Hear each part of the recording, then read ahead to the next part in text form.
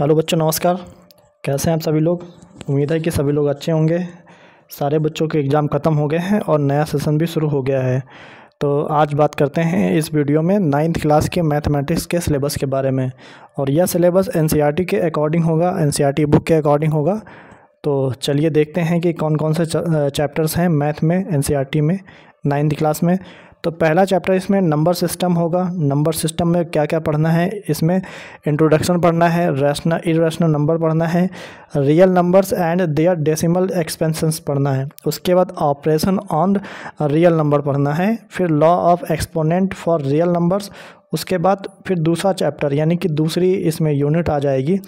पहले चैप्टर में number system ही पढ़ना है, दूसरे में पॉलिनोमियल यानी कि दूसरा चैप्टर जो है वो पॉलिनोमियल का है।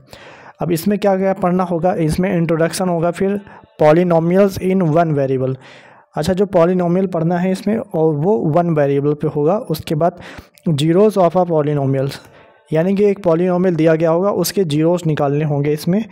तीसरे में पढ़ना है कि इसमें factorisation on of polynomial, polynomial का फैक्टराइजेशन करना होगा। उसके बाद अलजेब्रिक आइडेंटिटीज़ पढ़नी होगी। तो दूसरे चैप्टर में इसमें ये सारी चीज़ें पढ़नी हैं। तीसरे चैप्टर में कोऑर्डिनेट ज्योमेट्री। कोऑर्डिनेट ज्योमेट्री में क्या क्या पढ़ना है, तो इंट्रोडक्शन होगा सबसे पहला चैप्टर। उसके बाद इसमें कार्टेशियन सिस्टम्स होगा, यानी कि इसमें कार्टेशियन थ्योरम बताई जाएगी, कैसे कैसे उसको निकाला जाता है। फिर उसके बाद linear equation in two variables.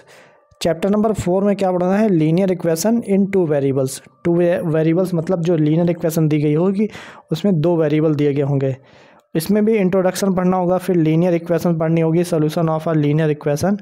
ठीक है। उसके बाद पाँचवें चैप्टर में क्या पढ़ना है, तो पाँचवें में इसमें यह पढ़ना है इंट्रोडक्शन ऑफ यूक्लिड्स ज्योमेट्री। ठीक है। फिर अगले चैप्टर में देखते हैं चैप्टर नंबर 6।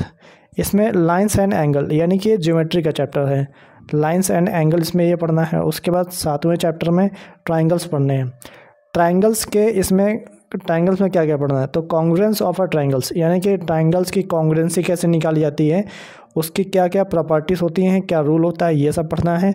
उसके बाद criteria for congruency of a triangle यानी कि कॉन्ग्रुएंसी निकालने के लिए क्या क्राइटेरिया होता है, ये पढ़ना होगा। उसके बाद इसमें सम प्रॉपर्टीज़ ऑफ अ ट्राइंगल की क्या क्या प्रॉपर्टी होती हैं उसमें ये पढ़ना है।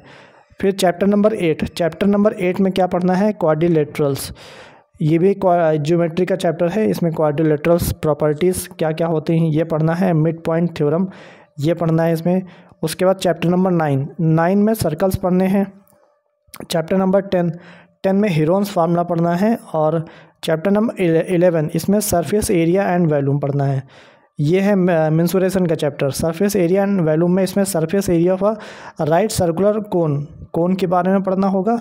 उसके बाद surface area of a sphere के बारे में पढ़ना होगा। फिर surface volume of a right circular cone, इसके बारे में इसमें पढ़ना होगा। फिर चैप्टर नंबर इसमें और भी दिया गया है वॉल्यूम ऑफ स्फेयर। ठीक है। उसके बाद चैप्टर नंबर 12 इसमें स्टैटिस्टिक्स पढ़नी होगी, जिसमें ग्राफिकल रिप्रेजेंटेशन ऑफ डेटा यानी कि इसमें मीन मोड मीडियन निकालने के लिए पढ़ना होगा। ठीक है। उसके बाद ये आगे दिया गया है अपेंडिक्स, यानी कि अब इसमें 12 चैप्टर हैं टोटल एनसीईआरटी में। 9th क्लास के एनसीईआरटी में कितने चैप्टर हैं, 12 चैप्टर्स हैं। तो ये सारे मैथमेटिक्स में पढ़ने होंगे चैप्टर्स। तो बच्चों इस वीडियो में इतना ही, मिलते हैं फिर एक नए वीडियो में। वीडियो को लाइक करें, चैनल को सब्सक्राइब करें। धन्यवाद।